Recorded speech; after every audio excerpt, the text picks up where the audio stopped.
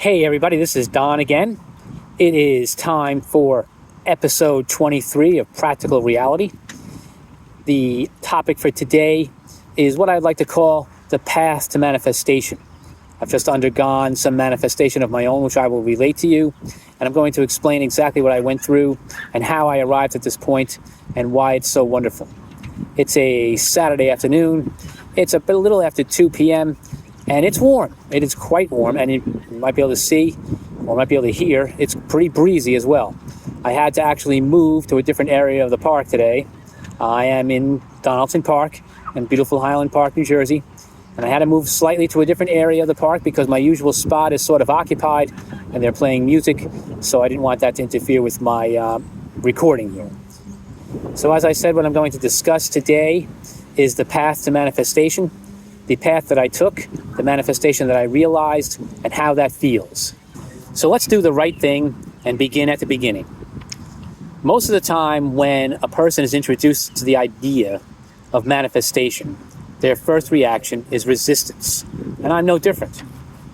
It's quite difficult to believe in the idea of manifestation if you're not familiar with it and not familiar with the basis of it. So your natural human reaction is disbelief. Disbelief in the possibilities, disbelief in the actual ability of yourself to make it happen for yourself. And I think the most important thing that you have to do for yourself is to maintain an open mind, which is exactly what I did. And so I started researching it, and I did some reading. Everyone knows who listens to my channel what I've done as far as reading is concerned and research is concerned. I am a disciple of Eckhart Tolle and Dr. Joe Dispenza. I have read their books and I listen to their videos regularly, and I have found them to be incredibly helpful. And they've helped me to overcome my own disbelief and believe in the possibilities of myself and what I can do for myself if I practice manifestation. So I think that the most important concept that you have to embrace, the very first thing that I learned as far as manifestation, meditation, and visualization is concerned, is that all answers lie within. That's a very important 4-word sentence. All answers lie within. Everything that you need is already within yourself. It's just a matter of tapping into it and believing in yourself and believing in the possibilities that you can achieve for yourself using the techniques of manifestation, meditation, and visualization. Now, if you are going to dismiss this and say it's all garbage and all BS, you're welcome to do so, okay? I'm not going to argue with you about it. But the fact of the matter is that there is a scientific basis and proof behind this, that this is actually real. Now, I'm sure a lot of you people have heard of the law of attraction and its relationship to quantum mechanics. Now, a couple of assumptions that the law of attraction and quantum mechanics hold in common is, first of all, that the observer influences reality. In other words, reality is observer influenced or observer relative. Okay? The second assumption that law of attraction and quantum mechanics hold in common is that you can transform energy into matter. Now, the common belief is that matter can only be transformed into matter. In other words, you are working and you get paid for that. So, for your work, you get paid. You transform your work into money. Okay, that's matter-to-matter transformation. However, the law of attraction and quantum mechanics says that you can transform energy into matter simply by attracting the things that you want to yourself by radiating the exact frequency, the vibrational frequency of the things that you wish to attract to yourself. Now, these are not necessarily material things. What you are looking to attract to yourself is that sense of fulfillment, that sense of joy, that sense of gratitude, the high vibrational states that you wish to achieve and live in on a regular basis. So what does that mean? You associate then certain events or certain things with your own vibrational states of gratitude and joy and happiness, and you want certain things to happen in your life that make you live in those states of mind. But the most important aspect to realize of the law of attraction and quantum mechanics is that like attracts like. So you have to be in those states of joy and happiness and gratitude already. And that is what helps you attract the things that you want, the life events that you want that will help you to live continuously in those higher vibrational frequencies and states of mind. You cannot start from a point of view of saying that I will be happy when, I will feel joy when, this feeling will come to me when I have this or when I achieve that. No. You signal a lack to the universe if you are in that state of mind, if you are saying that there's a condition upon which, or a condition which must be first achieved before I will be happy, before I will feel that gratitude, before I will feel that joy. That is the fatal flaw that you cannot allow yourself to fall into if you expect the law of attraction and quantum mechanics to work for you. So the objective of manifestation, the point of the exercise, is to conduct yourself on a 24/7 basis in a state of joy and gratitude, keeping in mind the things that you wish to manifest. And that then will put your mind in a state and your consciousness in a state of vibration, which will allow you to manifest the things that you wish for. And along this journey that I have taken, I have learned some important lessons. And one of the most important lessons that I learned is, yes, you can meditate, you can visualize, you can manifest, but it doesn't just happen without taking what Dr. Joe called aligned action. So what you must do then is, you must be diligent. You must believe that it's happened already. You already have what you wish for. That is the basic tenet of manifestation philosophy. You already have what you wish for, but it doesn't just happen without taking some sort of action. And for a while there, I was thinking maybe it would, and I was wrong in that regard. So when I basically accepted the fact that action was necessary, I sat down at my computer on a couple of Saturday afternoons, and I looked for jobs that I really wanted to do, and I happened to find one, and I applied for it, and in a matter of about 2 weeks or so, I got the job. Now, I'm not going to mention the name of the company, but the job that I'm going to be doing is what I would call Oprah work. For me, and that to me, that means a job that I love so much, they don't even have to pay me. Now, obviously, I'm getting paid, and I need to get paid. There's no question about that. But as a friend of mine recently remarked in one of our team meetings, you don't have to do this job, you get to do this job. And that's the way that I look at it. This is a job that I get to do, that I'm going to be excited to do every single day. And what I'm going to be doing is giving back. I'm going to be helping people who wish to find the right career for themselves do just that. Guide them to the right career.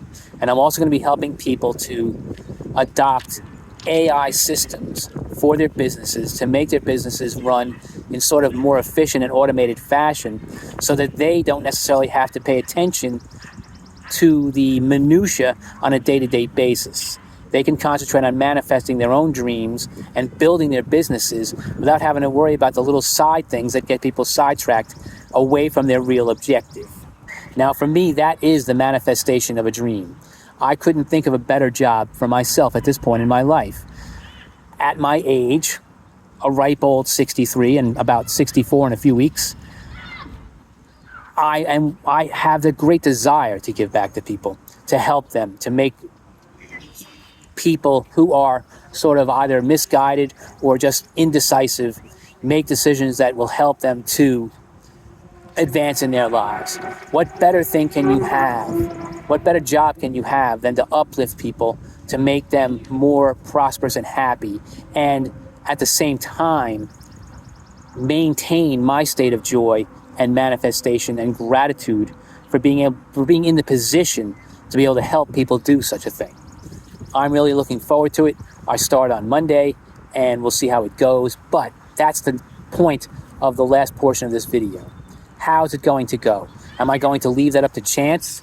Or am I going to tell myself that I'm going to be working on it in a state of gratitude and manifestation? Of course, that's the path I'm going to choose. I've already begun. Now that I have achieved the dream that I wanted, to get the job that I wanted, I've already begun to meditate on how it goes and performing well, helping people, meeting my goals or the goals that management sets for me, and making advancement and enjoying the job and loving it every day. These are the things that I want to happen. And I'm assuming in my mind, in my consciousness, that they have already happened. This is the point of manifestation. Once you reach one goal, you then move to the next.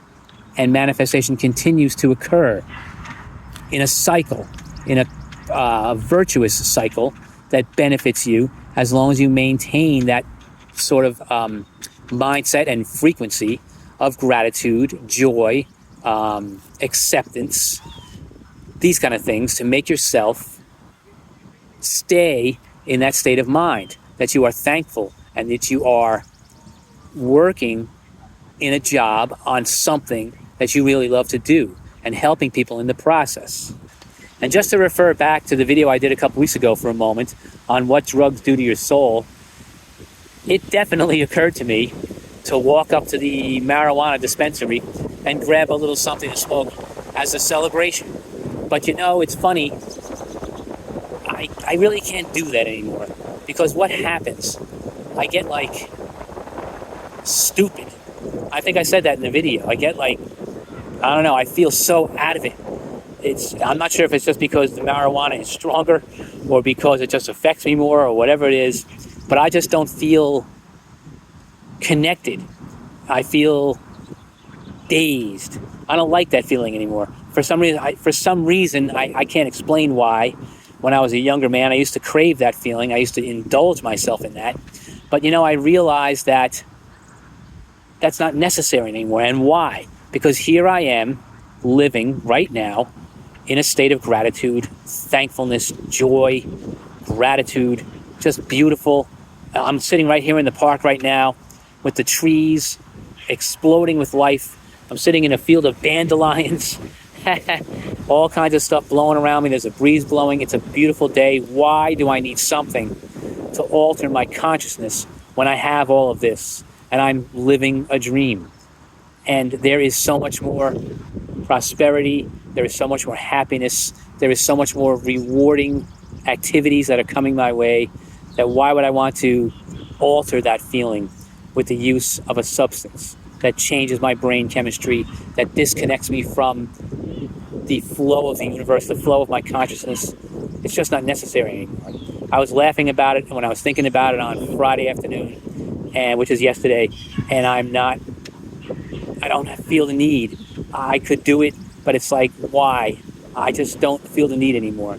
And it's a wonderful thing to be able to say, okay, I'm not going to have to do that, because I just have this feeling now that here I am sitting here, just feeling beautiful, and knowing that I manifested and succeeded because of the action that I took, the belief that I had in myself, and the belief that I had in things which I could not explain.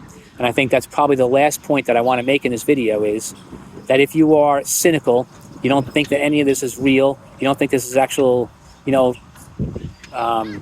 an achievement, it all probably would have happened anyway, you might tell me. That's fine. You can say that if you want to, but ask yourself this question. Can you explain everything that exists just by what you can see, feel, hear, and touch, and taste? The answer is definitely no. There are so many mysteries out there. Remember, the Earth is part of the universe. Okay, this Earth exists. This tiny little planet exists in an enormous universe as part of that universe. And it's well known that you cannot possibly explain everything in the universe by what we know today. So to assume that you can explain everything that goes on in your life by what you know is just, in my opinion, that's a foolish assumption to make. You cannot. I think it's far more beneficial for you to accept the fact that you will never be able to explain everything that happens in your life by your senses, and by thinking that you need to convert matter to matter. Converting energy to matter is a mystery that you may not ever be able to solve or explain, but it's something you should accept that exists and make your life better simply by keeping that mind open and being more accepting of things that you can't explain and allowing for the possibility of the unknown to take its hand and make your life better. And I hope everyone enjoys this video, and I'm going to enjoy what I'm going to be doing in the future. And I look forward to everybody, hopefully, adopting this same sort of mindset and becoming more spiritual and making their lives more fulfilling. Thank you for listening. Please like, comment, and subscribe if you wish. And I wish you all a beautiful day. And it's like 85 degrees out here today. And it may rain, get some thunderstorms later on. And it may rain for the next few days after this, so who knows. But that doesn't bother me at all, because I am alive, I am healthy, and I am doing what I love. Thank you all, and have yourself a great day.